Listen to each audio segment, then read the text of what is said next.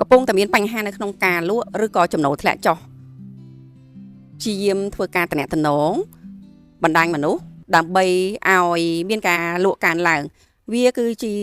អ្វីមួយដែលយើងគួរតែធ្វើដែរប៉ុន្តែมันអាចផ្ដោតទៅលើតែការតំណតំណងជួបដោយផ្ទាល់ទេព្រោះសម័យកាលបច្ចុប្បន្នគឺមនុស្សគ្រប់គ្នាតែងតែប្រើប្រាស់បណ្ដាញសង្គមភាគរយច្រើនខ្លាំងមែនទែននៅក្នុងការតំណតំណងដោយផ្ទាល់ដូចយើងតែងតែឃើញការលក់អនឡាញម្ហូបអាហារដែលនៅជុំវិញផ្ទះយើងដល់ពេលខ្លះក៏យើងកំងឲ្យគេដឹកមកដល់ផ្ទះហើយយើងចំណាយពេលច្រើនជាមួយនឹងទូរស័ព្ទអញ្ចឹងឆ្លងកាត់តាមបទពិសោធន៍ដែលខ្ញុំជួបប្រឹក្សាយោបល់ជាមួយនឹងមិត្តភ័ក្តិបងប្អូនមួយចំនួនដែលគាត់កំពុងតែជាប់គាំងនៅក្នុងការដែលបាត់បង់ចំណូលគឺអ្វីដែលជាកត្តាដូចគ្នាស្តៀងគ្នាភាគច្រើនគឺអត់អាចឲ្យខ្លួនឯងបត់យកអាជីពយកផលិតផលឬក៏ជំនាញខ្លួនឯងមកផ្សព្វផ្សាយនៅលើទីផ្សារអនឡាញបានហើយហេតុផលមួយចំនួនដែលស្តៀងគ្នាដែលខ្ញុំបានជួបជាមួយនឹងពួកគាត់ហ្នឹងតែងតែលើកឡើងថាបារម្ភចាទៅលើការផុសសកម្មភាពអីផ្សេងចាទី2ពាក់ព័ន្ធជាមួយនឹងគាត់គិតថាការផុសសកម្មភាពជាញយខ្មាស់គេចាមានអារម្មណ៍ថាខ្លាចគេថាអួតម៉េះខ្លាចគេថាចេះថាអញ្ចោះខ្លាចគេធុញអញ្ចឹងចំណុចដែលស្តៀងគ្នាបំផុតហ្នឹងគឺ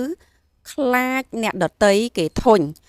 នៅក្នុងការផុសអញ្ចឹងហេតុអីបានជាអ្នកដែលគាត់រីកចម្រើននៅក្នុងអាជីពមុខរបរនៅក្នុងកំឡុងពេលដែលអ្នកផ្សេងទៀតគាត់កំពុងតែកាំងនៅក្នុងការលក់រកចំណូលអត់បានគឺវាខុសគ្នាពេលខ្លះគឺអត់ច្រើនទេតែបន្តិចទេគឺជាសកម្មភាពមួយដែលយើងអាចធ្វើបានឲ្យបានច្រើនបំផុតនៅក្នុងបណ្ដាញសង្គមគឺជាផ្លូវមួយដែលយើងអាចរកវិធីនៅក្នុងការបង្កើនការលក់បង្កើនចំណូលគាត់ថាអ្វីដែលយើងធ្វើនៅក្នុងបណ្ដាញសង្គមវាមានតិចនិចជាច្រើនដែលយើងត្រូវសិក្សាបន្ត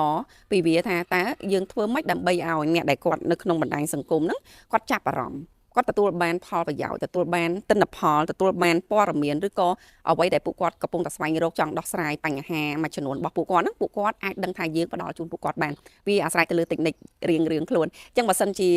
បងប្អូនទាំងអស់គ្នាកំពុងតែបារម្ភរឿងបាត់បង់ចំណូលប៉ុន្តែឧបសគ្គមួយអត់ហ៊ាននៅក្នុងការផុសនៅលើបណ្ដាញសង្គមផ្លាស់ប្ដូរការគិតត្រឡប់មកវិញសាកល្បងផុសមើលមួយថ្ងៃមកផុសពីរផុស3ផុស4ផុស5ផុសបង្ហាញនៅអ្វីដែលជាចំណុចពិសេសរបស់អាជីវកម្មក៏ដូចជាជំនាញបងប្អូនតើមានលទ្ធផលខុសប្លែកពីមុនអត់បើសិនជាមានកុំភ្លេច comment ចានៅក្នុងคลิปវីដេអូគុជស្មីដើម្បីចែកជាកម្លាំងចិត្តដល់បងប្អូនផ្សេងទៀតផងជួបគ្នានៅក្នុងคลิปវីដេអូក្រោយសម្រាប់អ្នកដែលចង់ប្រឹក្សាយោបល់